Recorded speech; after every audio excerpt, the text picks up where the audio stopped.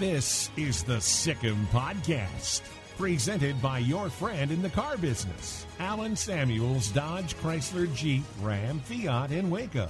Online at alansamuelsdcj.com. The Sick'em Podcast is a production of Baylor Athletics. Now, here are your hosts, Brooke Bednarz and the voice of the Bears, John Morris. Hi, everybody, and welcome to this week's Sick'em Podcast, a production of Baylor Athletics. We're glad you're with us. John Morris, Brooke Bednarz, and Brooke, we say this each time, but boy, we've got a treat in store for our listeners today, introducing everyone to two new members of Coach Dave Aranda's staff. Yes, how exciting that, we're in 2021, we're looking ahead, and we get to start off talking with some football, introducing the new offensive staff and some key components of that. You had the opportunity to visit with the new offensive coordinator, Jeff Grimes, just a couple of days ago, so let's go ahead and dive on into that conversation and get to know new offensive coordinator Jeff Grimes just a little bit better. Hi, everybody. John Morris. I'd like to introduce you to Baylor's new offensive coordinator. Coach Jeff Grimes is here on the Baylor campus as we record this. And, Coach, welcome to Baylor. We are glad you're here and glad you're a part of the Baylor family. Man, thanks so much. I could not be more excited than to be in the position that I am right now, and just grateful for the opportunity to be here, for Coach Aranda and Matt giving me the opportunity to come back home, really, for me. You mentioned come back home. You're a native of Garland, Texas, right up the road, outskirts of Dallas. Is that part of the allure of coming to Baylor, is getting back in the state of Texas? Yeah, it certainly is. I mean, I've already checked. My mom is 110 miles from where we sit right now, and so an opportunity to be close to family, and really all of my roots are in Texas. Lived in Texas somewhere until I was 30. Cut my teeth in coaching, high school football, graduate assistant, Division III coaching, and really spent the better part of my life somewhere in Texas. And then even since then, when I've coached other places, I've recruited Texas. And so just so many, not only family, but friends and coaching colleagues that I've heard from and just excited to be close to. Good. I told you earlier, my dad lives in Garland and knows your mom up there from church and other things. So it's a great connection there. I'm sure she is glad you were back a lot closer to home. Yeah, I think she cried when I told her I was coming here, because grew up just with a real fondness for Baylor. I grew up in the Baptist church and came to church camps here in the summer and came to football games on this campus. And a good friend of mine is Neil Jeffrey, who's not only a friend but a mentor of mine. I worked for him one summer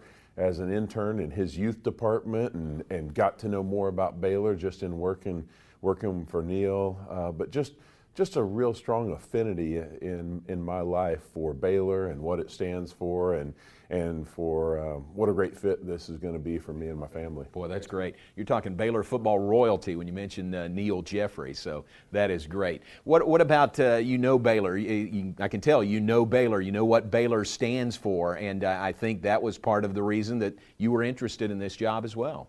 There's no question that it is, and I feel like I've been so blessed to be in the position that I'm in. I view coaching as a calling more than just a job.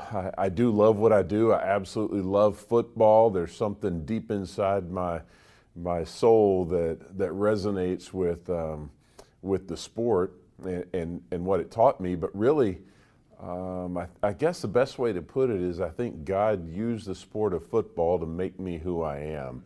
And it's been the vehicle for most of the greatest lessons that I've learned in life. And a favorite verse of mine, we kind of call it our family verse, Colossians 3:23 says, "Whatever you do, work at it with all your heart as working for the Lord, not for men."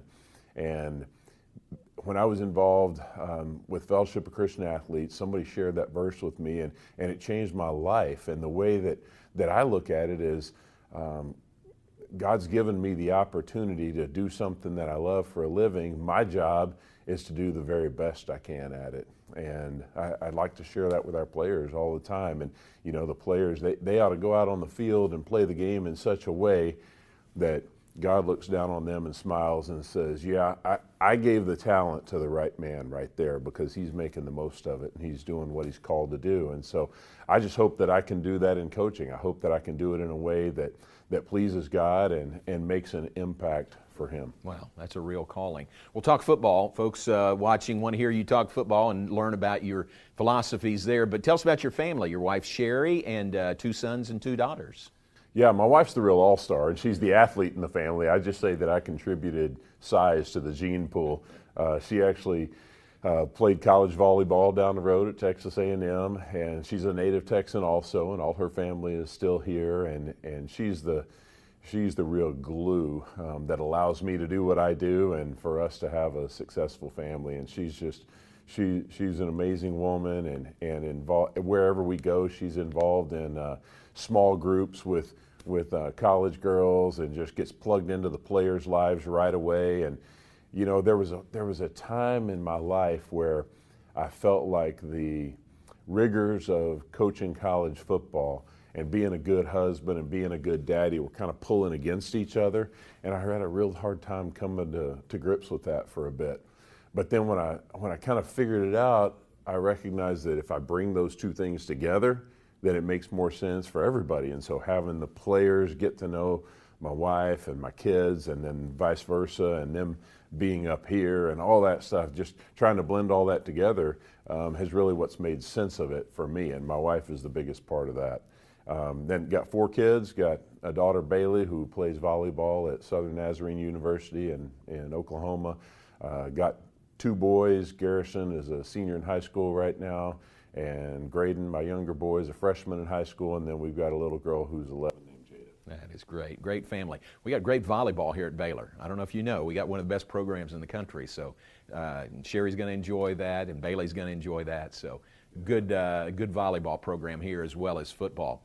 What about coming to the Big 12 Conference? You were at BYU most recently, an independent in football, but what about the Big 12? What do you know about the Big 12, and what do you think about the competition you'll face here?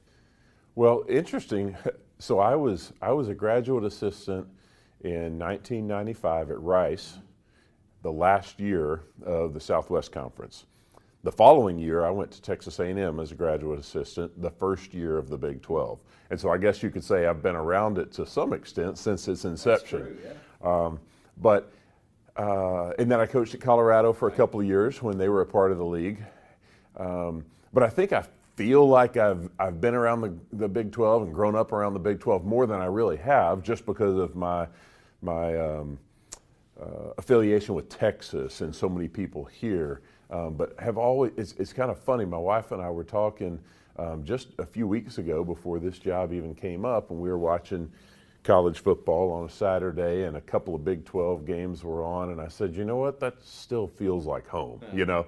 And every time I come back to Texas, as soon as my feet hit the ground at the DFW airport, it feels like home. And so the Big 12 is a part of that for me. When I watch games on Saturday, there's always been a strong affinity for me with the schools in this conference, because it's a part of the football that I grew up with, and just an immense respect for the game and the way that it's still played. And I think the game is, particularly in Texas, but in this region of the country, something that's a part of our culture, part of our identity.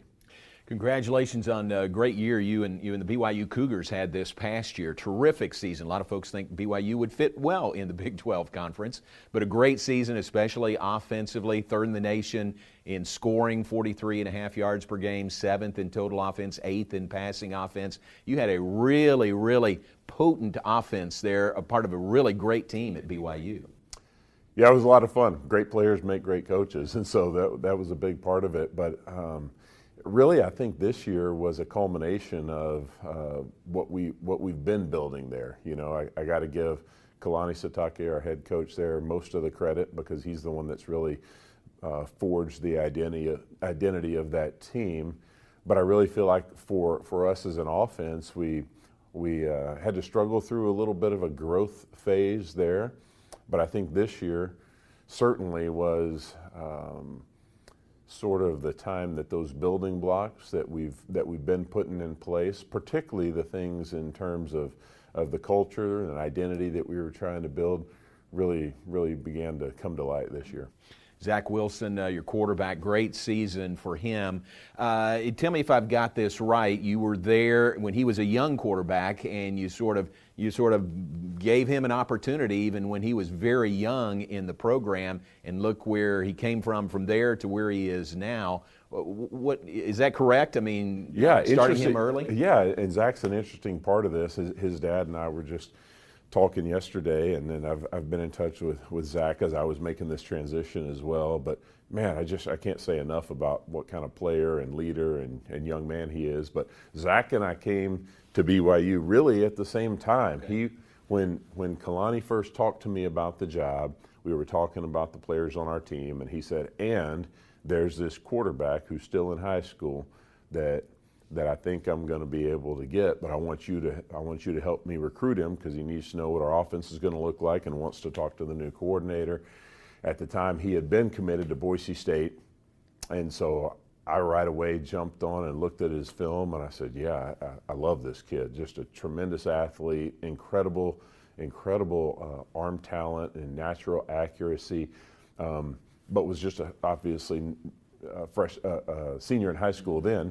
And so the day that I flew to Utah, this day of the day that I'm having right here, first day on the new job, right. Zach was at BYU on an official visit. Huh. And so I got to spend some time with him and his parents then, and then shortly thereafter he committed and then showed up on campus. But I'll tell you, a lot of people have told me, what a year Zach has had, but he wasn't always that. He grew into that. He became that kind of player. He wasn't a guy that was heavily recruited necessarily, but he always had that something special, that thing that you look for in your quarterback and your leader. And so, yes, we did give him an opportunity early. He did not win the starting job right away. We had an experienced player who won the job, and then halfway through the season we decided to make a change, and then he took off. Had a tremendous end of that freshman season, went 18 for 18 in the bowl game that we played, and then had shoulder surgery that really set him back his sophomore year, and then got hurt again, messed up his thumb, had to have surgery on that. So his sophomore year was really one that was frustrating for him, not at full strength, and then this year came back full strength and played as well as any quarterback I've ever seen. Wow. Great history there of developing a younger quarterback. You may have that opportunity here at Baylor. This is not really a fair question, but do you know what you're inheriting with the Baylor offense here? Yeah, one of the first things I did is evaluate the quarterbacks, because I don't think you want to go anywhere where you don't have a guy who can do that thing. Yeah, I mean, it's like it'd be like taking a job as a basketball coach and you didn't have a point guard. Right. But yeah, I have evaluated those guys before I even really went very far into the process with Dave, and am excited about having an opportunity to begin getting to know those guys. I've already talked to them on the phone, and they're telling me how they've been watching BYU offense, and hey, when can I get a playbook and get to work? So they're chomping at the bit, and so am I. That's great. Part of you evaluating Baylor, Baylor evaluates you in the same respect, and you evaluate Coach Aranda, the head coach you'll be working with here. Tell us about your relationship with Dave that goes back to LSU and maybe further back than that. Yeah, no, really our time at LSU was our first time to really get to know each other. And, I wouldn't be here if I didn't believe in Dave Aranda. And enjoyed getting to know him there. And, when you're on opposite sides of the ball, sometimes you don't really get to know each other all that well. But I knew something about Dave even before he came, because we had played against each other the previous year when he was at Wisconsin and I was at LSU, and he beat us, and had great respect for his defenses there.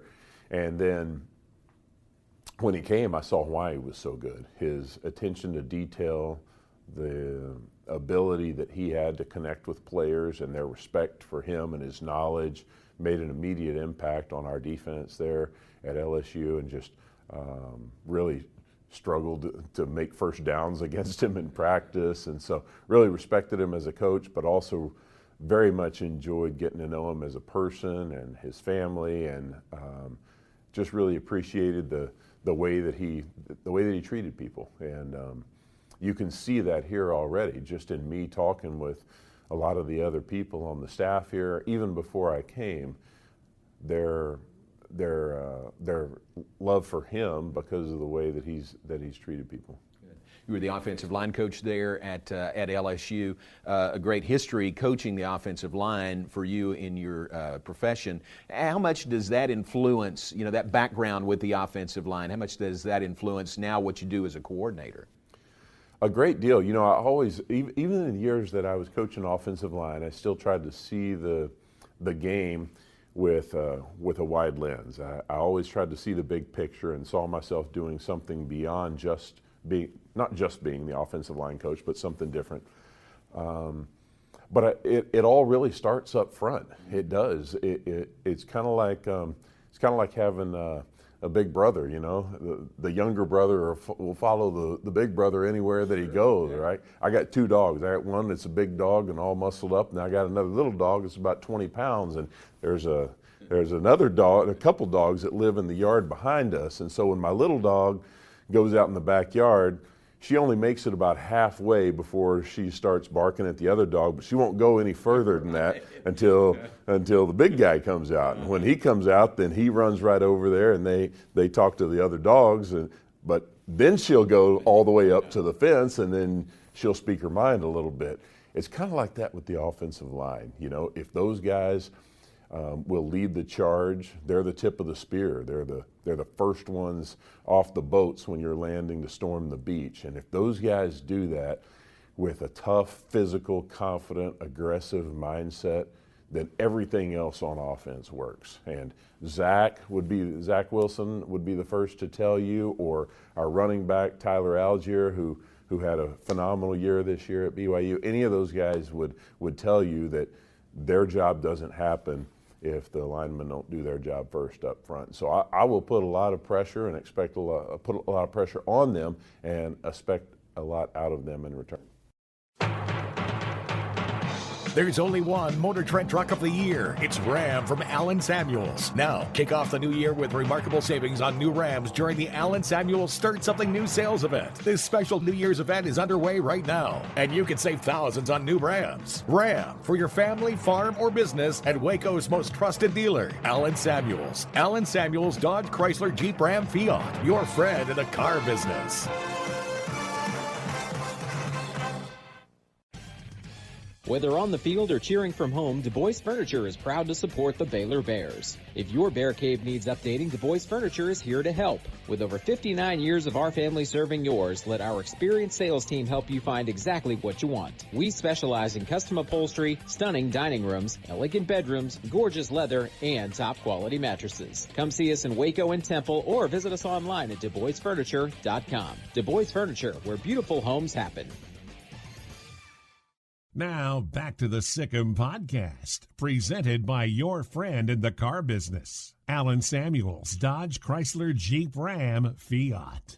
You're listening to the Sikkim Podcast, a production of Baylor Athletics. I'm Brooke Bednarz alongside John Morris, and he had the opportunity to visit with new offensive coordinator Jeff Grimes. Let's get back to that conversation. Going back to your playing days at UTEP and then through a 28-year coaching career, you've been around some terrific coaches, assistants you've worked with, head coaches you've worked with. What's your coaching DNA? Who's your mentor? Who have you learned from that has really impacted what you do now? Wow. How long do we have? Because that could last for a while. I've been really blessed, so fortunate to have been around so many good coaches, and I'll just try to mention a few. I would start with a couple of guys that coached me when I was young. There was a guy when I was in high school named Jack Catlett who coached me on the junior varsity level and then on the varsity level too, but he was the first guy that I felt like who really, truly cared about the success that I had. And I remember him taking me after practice, just me and him, and working on blocking.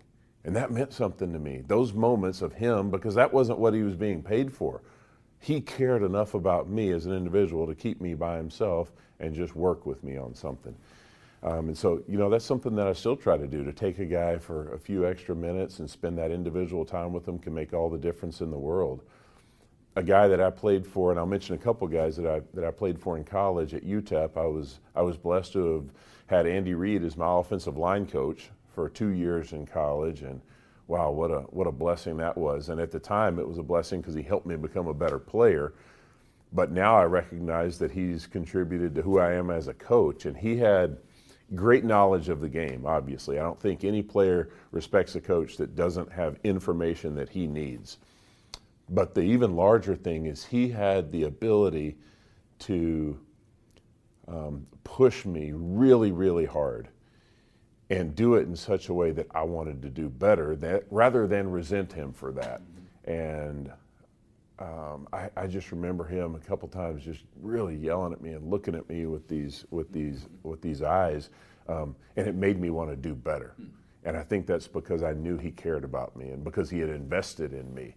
And he's someone that I still stay in touch with. We stole a play from the Chiefs this year. I'll steal a play from anybody, but we stole a play that the Chiefs scored a touchdown on with Travis Kelce, and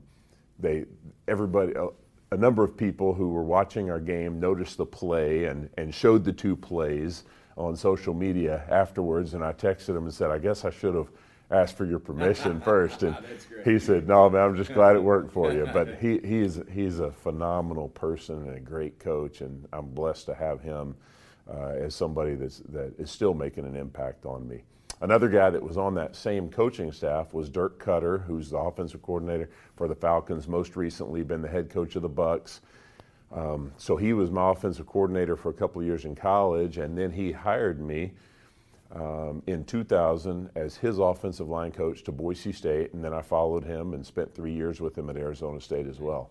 And in those years, I feel like I kind of attained the hardware that I needed to really understand how to run an offense, how to game plan, how to spend a week working on an opponent, how to practice, how many plays you need for 1st and 10, and how many plays you need on 3rd and 1, and the importance of balance within your offense. And so a lot of those real technical things that you need to know as a coach, I really got from him, and probably got from him more than I've received from anyone else over the years. Wow, just so many people I could mention. Frank Beamer, I worked for at Virginia Tech for a little while towards the end of his career, but was still just so impressed by his command of the game, his attention to detail. Great story on him. So he was still at that point in charge of the special teams himself. He ran them himself, ran the meetings, coached the long snappers himself during practice. And I'll never forget, he's the first guy out on the practice field every day, and he's out there on the practice field not with the all-stars of the team. He's out there with the young guys who are going to serve as the scout squad, the look team, for his punt team that day or his punt return team that day. And he was standing out there with his cards, simulation cards for the opposing punt team or punt return team, and he's walking through those looks, so he made sure that he got them right in practice that day. And that attention to detail and that commitment to excellence is why he's been such a great coach, obviously. But I could name many more, but that's just a few with a few stories. But I think, all of us are, to some extent, a product of our environments, and if you're smart enough, then you take a little bit of each piece along the way. And Woodrow Wilson said, I don't use only all the brains that I have, but all that I can borrow. And I think I'm really a product of a lot of people. Nuts and bolts, your philosophy, your coaching philosophy for an offense. Can you boil that down and share that with us? Yeah, I definitely can. So I think it starts with the culture more than anything else. And so what I've called my offense here of late is RVO, and that little acronym, RVO, is kind of a play on words, not to be confused with RPO. RPO, which stands for run pass option. Most people know that now, and that's a commonly used set of plays within most offenses, and we certainly have RPOs in our system as well. But more importantly is what that really stands for, and it stands for reliable, violent offense. because I think there are a lot of ways that you can run plays. Again, we run RPOs, we have zone read, we have vertical throws down the field, play action, drop back, quick game, zone plays, a lot of things that a lot of other people do. What's most important is how you run those plays, because there are a lot of systems out there that can be effective. What makes an offense really go is their ability to execute those things at a higher level than the defense that you're playing against. And so the first part of that, just the reliability, means that you're able to be trusted. You can do things consistently good. And I think if you looked at our season last year, there are a lot of stats, and you mentioned a couple earlier, but some of the stats that I'm most pleased with are the things that a lot of people don't notice, but they keep you from losing a game first. Things like penalties. We were one of the top teams in the country in committing the fewest penalties. I think we were 8th in the country in giveaways, the number of times that we fumbled or threw interceptions, missed assignments, those things that beat you first. I think the first thing an offense needs to do is not beat yourself. If you don't beat yourself, then you give yourself a chance to win the game. If you can't even do those things properly, then you're not even giving yourself a chance. And those things are no talent issues. Those things don't take any talent. It doesn't take any talent to line up in the right spot, to get off on the right count and do your job. The next part, playing with a violent, aggressive mindset, is something that a lot of other teams can't do. See, a lot of offenses can do one of those things or the other. They can play violently and they can play with aggression, but they do it in a reckless fashion, and so they can't be reliable or consistent enough to go score points the way you need to. Then there's some other teams that are pretty disciplined, but they don't play with that edge. They don't play with that aggression and that toughness. And this is a physical game that's won by physical men who are willing to play with that edge, with that violence. And so whether you're talking about running the football with a violent physical nature, or whether you're talking about throwing the football down the field, or for a quarterback getting hit in the face and then popping right back up for the next play, that's playing with violence. And so that mindset is the most important thing that we'll attempt to bring to the table. The next thing I would say, if you look at it from a more tactical approach, is my offense is really defined in this statement. We're an attacking, multiple formation offense that runs a few plays, a lot of ways, with as much misdirection as anyone in the country.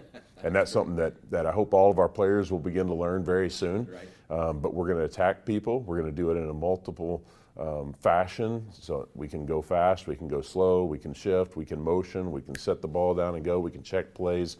So there'll be a variety of presentations for a defense, lining up in various formations, but running similar plays in a lot of different ways. And I think that's what really leads to that execution that's at the end of what you can do, hopefully better than other people can. Boy, that's great. Sign me up. Right. I'm on board with you. Final thought, you're from the state of Texas. You're a native of Garland, Texas. You've recruited here before. Now you're recruiting for a school right in the heart of Texas like Baylor. It's obvious you have the passion to do that job for Baylor with Dave Aranda, with the staff here. It sounds like it's just a great fit, I guess is what I'm saying, for you to be here at Baylor at this time. I couldn't... When Dave and I started talking about this, my wife Sherry and I start talking about it a little bit more, and we just said, I don't know that there could be a better fit for all of the reasons that we've already discussed. I'm just thrilled to be here, and it is an amazing fit in every way that you can imagine. And so I couldn't imagine a place that I would be more excited to be than I am in Waco, Texas, right here today. Man, that's great. Well, we are glad to have you and Sherry and Bailey and Jada and Garrison and Graydon. We're glad to have them. You got them all. Glad to have you all here, and welcome to the Baylor family, and look forward to working with you for many years to come. Hey, you too. Sick 'em. There's only one Motor Trend Truck of the Year. It's Ram from Allen Samuels. Now, kick off the new year with remarkable savings on new Rams during the Allen Samuels Start Something New sales event. This special New Year's event is underway right now, and you can save thousands on new Rams. Ram, for your family, farm, or business, and Waco's most trusted dealer, Allen Samuels. Allen Samuels Dodge, Chrysler, Jeep, Ram, Fiat. Your friend in the car business. I hate my job, but I don't mind getting up in the morning. I dread each day, but I can't wait to get out of bed. You ask me why, and what I'll say to you is true. Well, you can get breakfast tacos at Rudy's Barbecue. Scrambled eggs and brisket, they ain't fooling around. Salsa drap, son, they're the best in town. Barbecue for breakfast, yes, it's true. Put a smile on your morning at Rudy's Barbecue. Next in line. Now, back to the Sikkim Podcast, presented by your friend in the car business, Alan Samuels, Dodge, Chrysler, Jeep, Ram, Fiat.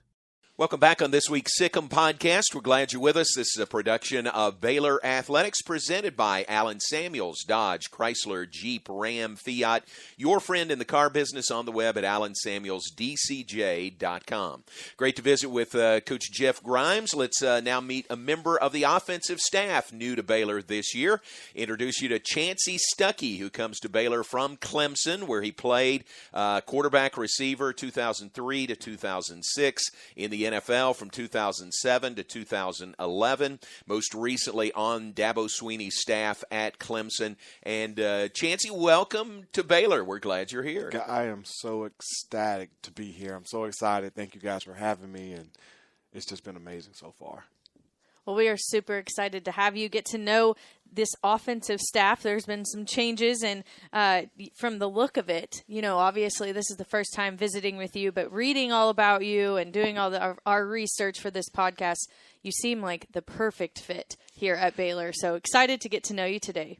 I am excited. Perfect's it's a tough word, say the expectations high, but I'm truly glad to be here, and I'm just going to work my tail off and love these kids and serve their hearts and not their talent, and build them up as men, and hopefully that building up as men translates to on-the-field production and guys having great careers.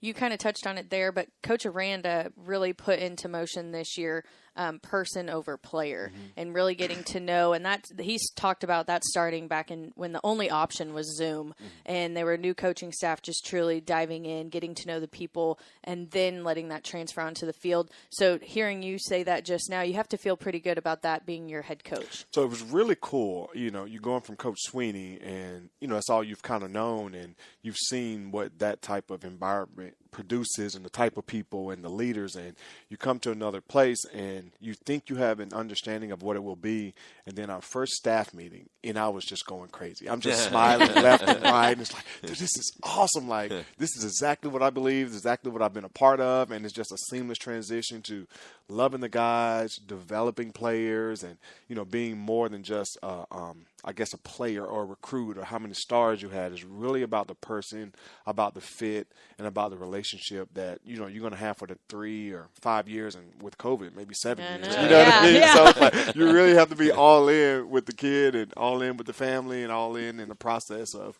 growing and developing the young men. Well, Brooke mentioned fit, and you just said the word fit. What is it about Baylor that that makes you feel like this is a good fit for you? What do you like? What drew you to this opportunity? Oh, wow. Visually, I unrolled the big scroll of so many things, and trying to pick the type 5. Obviously, I love Jesus, with all my heart and soul. And this is a place where you can really be who you are. Right. You can say it and not be ashamed or worry about repercussions of what may happen. Trusted Coach Aranda, just in his voice and his authenticity when we first met on the phone, and he really opened up and talked about his family. He talked about his wife, talked about his kids, and those were huge things for me. To leave such a great place, I had to come somewhere where I knew I could trust the coach, and I can trust him as a husband, as a father, so that my family would be okay. In a lot of places you can go where that's not the case.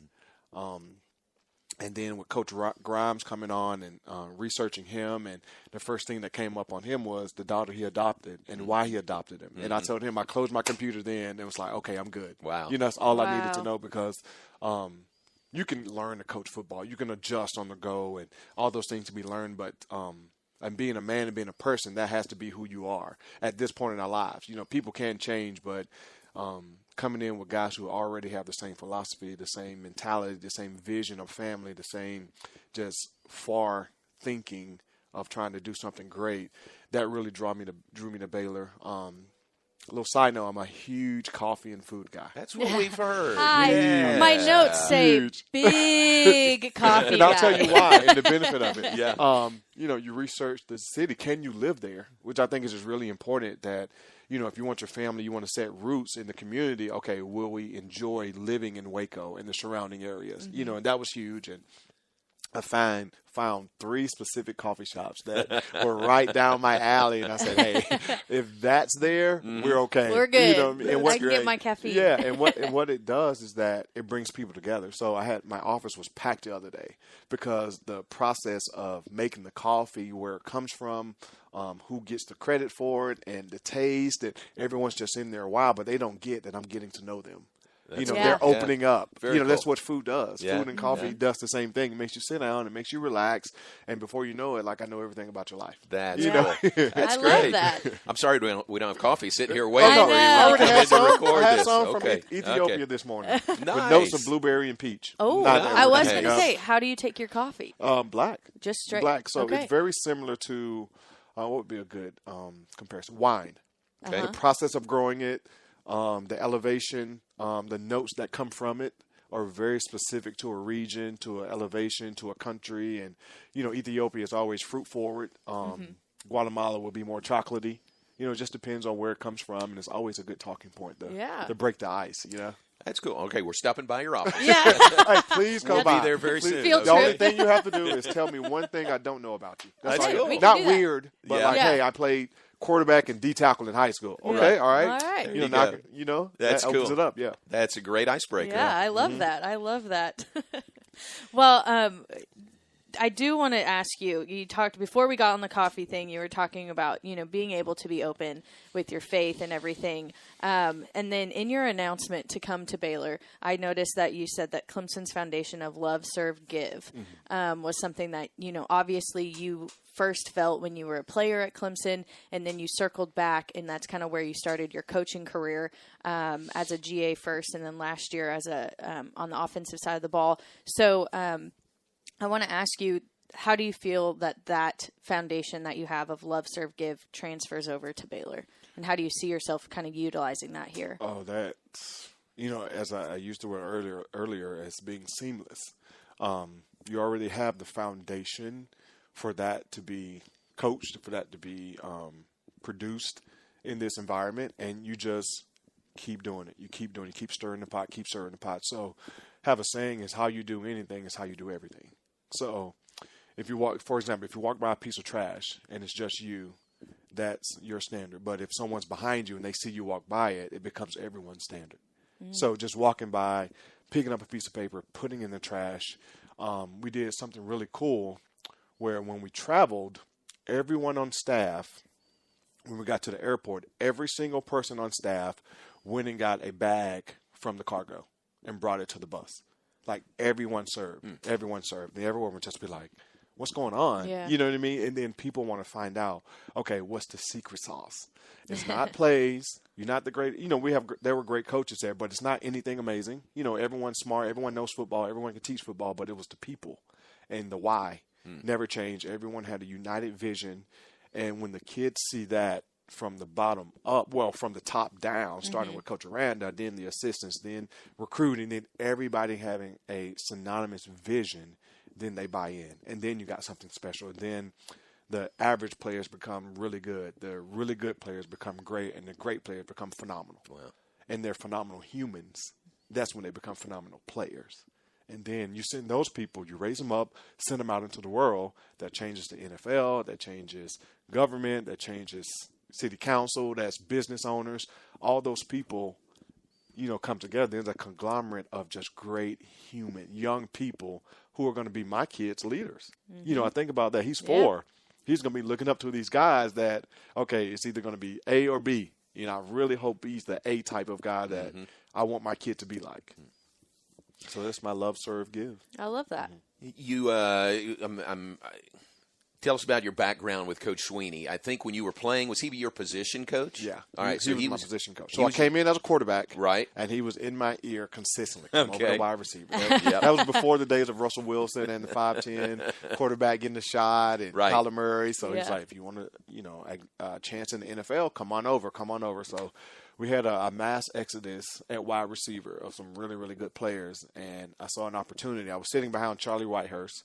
And obviously, Charlie played a long time in the NFL, so I saw an opportunity to slide over and play receiver. He said, if you give me 2 years, I'll make you into an NFL receiver. So that first year was rough. So I'm so used to seeing everything in front of me, and now you having to play the game with everything to your back. You're stopping and turning around, trying to understand that. So it was a big transition, but he was on me. He coached me hard, but it was loving and serving. He would coach you hard, but you would understand it would be out of love.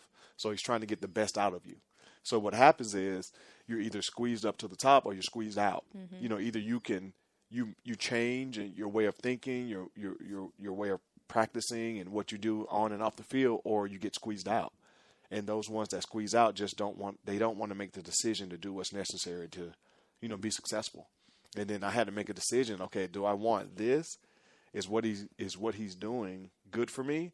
And then I said, okay, yes, I'm going to buy all in, I guess, back then. And it produced so much more than football. I didn't realize it was preparing me as a father, as a husband. And then it just came natural when I got into those positions. So, it was great. He is a dear, dear friend, mentor. I got to see him right before I left. He's always checking on me, and he is just as authentic as they come. Very similar to Coach Aranda. They are very, very, one's super high energy. Right. One's a little more methodical, but the same intangibles is really freaky.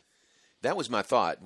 There's a lot of correlation between the way you when you were a player and then coaching with Dabo Sweeney at Clemson, and now here with Coach Aranda and the way Coach Aranda is building this program. I know you're fresh, new here, but obviously you see that correlation also. Oh yeah, I see it. We think now it's so funny that we think now Clemson just was always that playoff CFP team. It wasn't always like that. This is only in the last couple of years. So he got the job in 2008, 2009. It's very similar to here. Like our director of operations there was like the tight end coach. Then gradually you grew and you got more people to buy in, getting the right people on staff, the right type of player in, and then it started to really churn and people started to take notice and people start to really say, hey, there's something different about that place. And then that's what you have here. It's really something different about this place. So I tell the guys, you better watch out because, this place is about to get rolling. And it's the same foundation, the same ingredients to be successful that you can win by doing it the right way is, I think, really what the message is you want to send to the world. Well, Dabo clearly knew what he was doing because you did get drafted into the NFL at wide receiver, played 5 years in the league. But I do want to talk to you because there had to be some kind of a switch to go from player and then to decide that you wanted to switch over and to eventually become a coach. So kind of what was that process like? Because there are some years in there and different things that you did. But I want to hear how your kind of your coaching journey. So it is a long process. You talk about the process. It's almost, just had a thought, it was almost very similar to Jonah. You have a calling, but you tell yourself, I don't want to do that. Because I had only seen it done one way. I had to switch my perspective. Like in college as a player, it was great, but in the NFL, it was totally different. It was totally different. And I said, I don't want any part of that as a husband, as a father, and I just don't want it. And then I tried to run from it.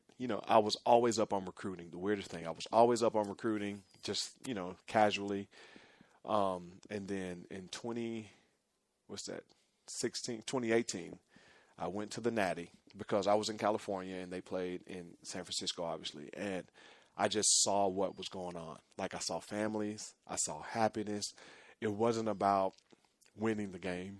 It was about the experience. It was about the moment. It was about the people. And Lord began to really tug on my heart. Like I'm running. It's like a tight tug. And I was like, oh my God, I have to go back and tell my wife what's going on. Cause she doesn't know anything about football at all. She grew up in California across the street from Warner Brothers. She didn't go to school with athletes. She went to school with actors. Like in middle school, like Disney kids and just weird stuff. Like, oh, I went to school with her. I was like, that's weird. What? Wow. Yeah, like it's weird. Like, yeah, weird. You know, it's like, what? Yeah. So that type of thing. So I had to go back and tell her, which was the hardest part because it's like football. Clemson? You want me to leave California to go to Clemson? you know. So that was the really hard part. And, you know, Coach and I talked about it, and he was like, dude, I've been waiting on you for so long. I was like, what? He's like, if you will take this seriously, this is really what you want to do, you will move up so fast it will blow your mind. So got all in, became a GA.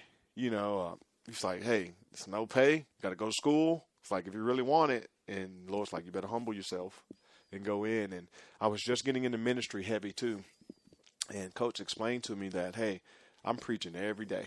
You know, I have a full small group every day of people to influence, to raise up and send out. And I was like, that's the Great Commission. You know, and I went there became a GA. Then next year moved up to analyst, and now I'm here. And, you know, he and I had an exit meeting. He's like, you remember what I told you, that, hey, if you take this serious, you're going to move up fast, so you better be ready. And he just started laughing. And he was like, you ready? You prepared? You were always ready. You know, so just go do what you do. Learn, go strain a little bit, and grow and influence. So I was like, okay. You know, he was just like, here, go. Is it different? Because obviously, you know, I didn't play college sports, but I still have coaches who I will go back home and I'll see, and I still call them coach. They are always coach. It doesn't matter, you know, how old you are or anything. So to hear, you know, your kind of time with him as your coach and, you know, how much he poured into you and how it was serving and giving, but also tough. And then to work for him as a coach, he was coaching you through coaching. Yeah. What was the difference of that, or did it seem fairly similar? It's very similar. The way he coached to players, but he was also coaching the coaches. You know, if you really paid attention to what he said and learned him, there was always something to write down. You should always have a notebook with you. You should always be learning. You know, it's always be admitting of your mistakes or where you fell short, and that opens transparency, it opens trust. And then the other guys who've been there longer than I, like Tony Elliott, who I played with, you know, Tyler Grisham, who I played with, Brandon Streeter, who I played with, you know, those guys got it, and it was of the same vision. So you watch them, how they do their job, and then you see, okay, I need to do my job like this, but still have individuality in who I am, you know, because God created us all unique. So if I'm trying to be Tony or trying to be this person, like, that defeats the purpose of what the gifts you've been given. So, okay, let me find this in the coaching, in the platform, and the foundation. Okay, how can I make this my own? So that was the real hard part of trying to mold it and make it my own. If you need a trailer, Flat Rock Trailers has got you covered. From light-duty single-axle utility trailers to the Big Tex tandem duals. We also carry a full line of enclosed cargo trailers. Need a motorcycle trailer? We've got them. Need a dump trailer? We've got the largest selection in the state. Oilfield trailers? We carry a full line of Big Tex trailers to handle all your needs. Trailer repairs? We repair all makes and models. We'll even rent you a trailer if you need to use one for a day. Flat Rock Trailers, your #1 source for all your trailer needs. Find us at flatrocktrailers.com. TNG can, and here's why. To say my wife and I have a lot to clean is an understatement. So we go to TNG Chemical, where the pros know what cleaning solutions to use and give us detailed instructions on exactly how to use them. We never got that kind of advice from any other stores. And the prices at TNG are great. From general household cleaners to odor control solutions for our pets. We go to TNG Chemical and Supply. That's why. TNG Chemical and Supply. That's why. You're listening to the Sick'em Podcast, a production of Baylor Athletics. Here again are Brooke Bednarz and John Morris. You're listening to the Sick'em Podcast. We're visiting with Chansi Stuckey, Baylor's new wide receivers coach, new at Baylor, comes to Baylor from Clemson. There's originally from Warner Robins, Georgia, and played at Clemson as coach there the last couple of years. One part of your background I'm really interested in. Tell us about you were tied into the media for a bit. You were in California. Was there some acting going on out there? What was that part of your background? Yeah, it's very interesting, and because a lot of people don't realize there's a big conglomerate of people who played in the NFL or college that are acting, because it's such a team atmosphere. and that you're on set, you're with the team, everybody has a job, and you got to produce. You know what I mean? It's very competitive. It's very compassionate. It's an individual performance within a team concept. You know, so I had a lot of friends who got into that, and it was really unique how I got into it. I was in New York. You know, I started doing some commentating for Sports New York because of the Jets, and really loved it, enjoyed it, and then simultaneously got into some acting just because there was some crossover. And it's a world in movies where they do the sporting events, like they play a football game or a basketball game. That is a separate entity in the movie. So an actual firm does that, and they get former athletes to do that, who act and do all that kind of stuff. And I had a close friend, Jock McKissick, who I played with, who is like very big time actor right now. He started in it. How a lot of athletes get their start. And it's like, man, I kind of like this, like the team concept. Yeah. You know, you got to be here at this time. You shut down here. Here's the food. It was like, hey, this is really, really cool. I can do this. Yeah, I can do this. Coffee. Coffee, you know, like, you know, it's cool. You know, so got to do that. Got to be in a movie with Kevin Hart, Will Smith. Cool. Got to be on sets of some soap operas and do some commercials. Like, it's very really surreal type of thing. So I guess if I look back, that was kind of my fun phase. Yeah. You know, you're in California, what you're supposed to do in California, you know, and it was really cool. And it was the first time not really being in a sport and really trying to find your way, you know, because you think about it, in college you were told what to do and what time. In NFL you're told what to do, what time, like you're working, but everything is made for you. So it was the first time really since graduating high school that you kind of had to find yourself and what you really wanted to do. And sometimes players struggle with that because they can't give up the football and they keep trying to hang on for a long time, and then before you know it, it's been 5-6 years, and now you're in your 40s and you're kind of like, I don't really know what to do. So I was blessed to kind of have a vision and kind of maneuvering into what, you know, I didn't know it, but God was kind of maneuvering me into the area where I needed to be. So I'm super grateful for that. But that was a great experience. I still love it. Got to go to school, got to go to UCLA for it, through a program through the NFL, and it was awesome. So that part really helped me because in acting, it makes you be vulnerable and it makes you be truthful, and it really makes you pick up on keys of people, of how you're feeling. And you say this, but what do you really mean? So that translates to players. Like, he's telling me one thing, but I think it's something deeper than that. Interesting. And having them open up and really wrestle with the pain that they're going through. And then if you attack that pain, you feel it, you see through it, then you come out on the other side stronger. So I can actually use that with my guys. So you're not buying the I'm fine.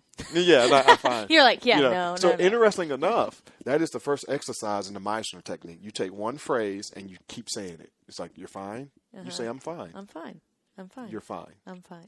You know, you see? And that's a common thing that people do when they're nervous. They laugh. Yeah. Because that's an exit. Yeah. Then once you can sit into it and be grounded, and then you own it, it's such a cool thing. And so I recommend anybody to take an acting class. Interesting. Marketing That's cool. people are in there, CEOs. Like, it's a very cool thing that really makes you become vulnerable and open up.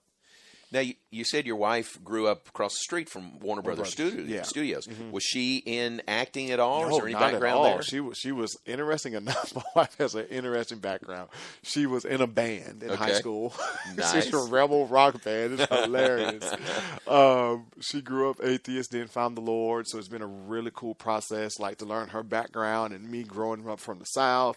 You know, always been about church and God, so just coming together and my perspective and her perspective. And she actually became a cop for a little while. It was, like, very interesting. Wow. I was like, what? Yeah. And her name's Summer. I don't think we've said her name yet. Summer.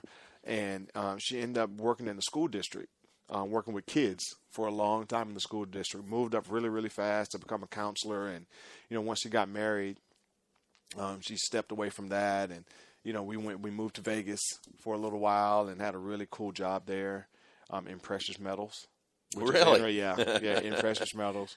It was really cool, and our son was born there. So she's awesome. She's all in on football now. You know, I was about to say, is she fine? Yeah. How does she like moving to Texas? It is, you know, she really, coming from the big city was an adjustment for her, and then she really began to kind of become fond of Clemson, of the simple life, and, you know, coming here for anybody it's new, because I'm used to it because of football. Right. Like traveling into a new place, adjusting, I can adjust really well. But for her, she's more methodical in that sense of, okay, where's our son going to go to school? Like, I've never been here. And I'm just like, cool, whatever. You know, We'll figure it out. Yeah, we'll figure it out. We'll be fine. It's okay. And, you know, I don't think about it. I'm at work all day, and she has to deal with the day-to-day and stuff of that where, you know, she's going to go back to school here soon. So just trying to find the right process and right place, you know, to kind of make everything work.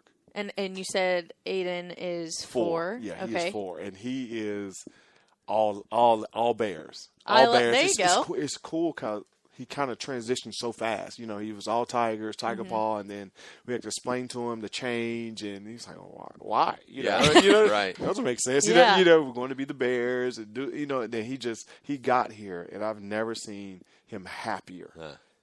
You know, just to be somewhere like he was home. It was such a cool thing to watch. He got to go in the stadium. That's all he wants to do. And, Daddy, where are the players? Where are the players, Daddy? Are the players come? You know, just loving it. Just, yeah, he was really sad when he had to go back.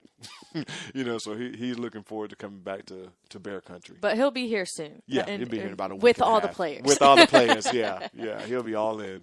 Very cool. Yeah. Well, speaking of the players, John got to visit with the new offensive coordinator, Jeff Grimes, coming from BYU. So we're kind of puzzle piecing together the offensive staff, you from Clemson. But, John, one of the big things that he spoke with you about was the RVO mentality for him, reliable, violent offense. He kind of broke that down for us earlier.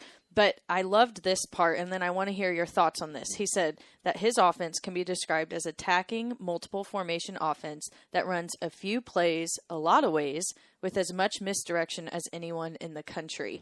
How do you feel about that, coming in, being the wide receivers coach for an offense under him? That is my bread and butter. That's what I played in NFL. So if you can, you know, you take stick, you know, which is a simple concept, and you can run it from 4 wide, you can run it from 3 wide, you can run it from 3 tight ends, and that's the way you create mismatches. And, you know, you find a guy that you can beat, like I want to match this guy up with this guy, and I want to run this play, so guys are allowed to play fast. You know, they can play violent. You know, and then guys really have to, on defensively, you really have to be fundamentally sound and reading your keys and not getting your eyes in the wrong place, and then you're going to be out of position. And that's what we're counting on, is that this guy and this guy's going to be out of position, and we're going to attack and take advantage of that. So it's such a cool and unique way to attack a defense. You know, this is why you know, as a receiver, you got to know the offense. You got to know the offense, because if you learn the concept, you can learn. If we put you X, we put you Z, we put you Y, wherever we put you, you can run the play. And it's just seamless, just like that, playing fast. It doesn't matter, you know, if you've only done this. If you understand the concept, understand who's supposed to be where, if it's 3x1, 2x2, and how you run it, then you play fast, and then you create mismatches. So I'm really looking forward to our guys grasping that, and being all in on that, and being able to play multiple positions. Like, you play multiple positions, you can get the ball multiple times. You know, you can stay on the field. I don't want to have to take you off the field because you can only do this one thing. Sure. So having those guys buy into being able to really learn the offense, play fast, and play anywhere is something we're really, you know, kind of putting our stamp on.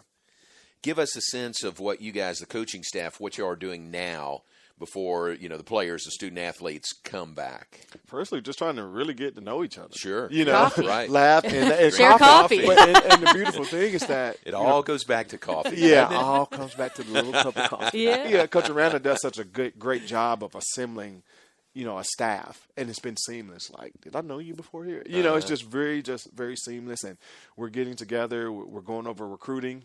You know, trying to find our guys we've offered, and, you know, how we like this guy, where do we rank him. You know, looking at 2022, looking at 2023, like, hey, Coach Stuckey, what do you like in a receiver? Okay, great. Hey, Sean, what do you like in a quarterback? Coach Grimes, what do you like in a tight end? Coach Mateos, and, you know, what type of guys we want. So when we're going into schools and we see a player, okay, I think we'll like that guy. Oh, I don't know, does he fit character-wise? And making sure we're all on the same page, and just really getting a cohesive understanding of who we are as individuals and who we are going to be as a staff. Because what the players see as a staff is what they're going to replicate. They're together. They trust each other. They love each other. They can argue or disagree, but not hate each other. You know what I mean? It's like, man, that's different. You know, we're hoping that they see something different. Like, hey, that's what I want. I can play for those guys. And it's kind of what we're doing now, just just date in the dating phase. Mm-hmm. You know, if you would, getting to know each other. You know, that's very good. Hey, and so far, a couple of days, we had a second date. All right, second date. Going really good. You Second know? cup of coffee, everything's good. Yeah, the players come, we'll be meeting the parents. So we, you know, we're moving up. That's a great analogy. That's very good. It's been a while that we've laughed this hard on a podcast. Yeah. I'm enjoying this. Have you met Coach Tang yet? Jerome Tang from men's basketball. I have not. Associate head coach for men's basketball. Okay, I've heard it. I knew I heard the name before. Okay, yeah. Just in our conversation here with you and knowing Coach Tang for a long time, y'all you would be guys friends. are going to be Let's brothers. go. So Yes. You're already brothers, but yes, you're going to be brothers. And so. he is a huge football fan. Really? Yes. You know what? I'm a huge basketball There fan. you go. Yeah, there Did you you go. know I Perfect. went to my freshman year? I played both. Did you Yes, really? my freshman year I played both. Yes, Fantastic. basketball was my go-to. All right. Football was like down here. Then it was like football might need to be move over here. And Sweeney was like, no, come play wide receiver. And he's a basketball guy too now. Like every time we go to this house, it's full-blown intense games. Oh, wow. Yeah, like so Wow. the wide out and basketball is always a correlation. Yeah. You know, it's That's always a weird little correlation. That's great. Yeah. All right. Well, you remember. We'll have to get y'all connected. Yeah. It Please. won't take long. No, Coach Tang will be no. knocking on your door. I'm pretty sure he'll soon. hear this and come in for coffee. Yes, please come in. Come in. Exactly. Well, we appreciate your time. It is great to have you here. You You're look good in phenomenal. green. Yeah. Green I looks love great I on love you. it. I love Oh, it. Thank you. yeah. I know, right? Can't wait to meet Summer and Aiden and have them here full time. But we're excited about the prospects of you being here. And we visited with Coach Grimes earlier. And blessings on you as you go through the move and getting everybody here and settled. But thanks for your time and visiting with us today. Thank you, guys. It's been great. I'm looking forward to doing more, and you guys are great. Good. Thank you. That is Chansi Stuckey, Baylor's new wide receivers coach. Earlier in the podcast, we visited with Jeff Grimes, Baylor's offensive coordinator. And that is this week's Sick'em Podcast. Brooke and I will be back with another edition next week. Thanks for tuning in to the Sick'em Podcast. You've been listening to the Sick'em Podcast, presented by your friend in the car business, Alan Samuels Dodge Chrysler Jeep Ram Fiat in Waco. Online at alansamuelsdcj.com. The Sick'em Podcast has been a production of Baylor Athletics.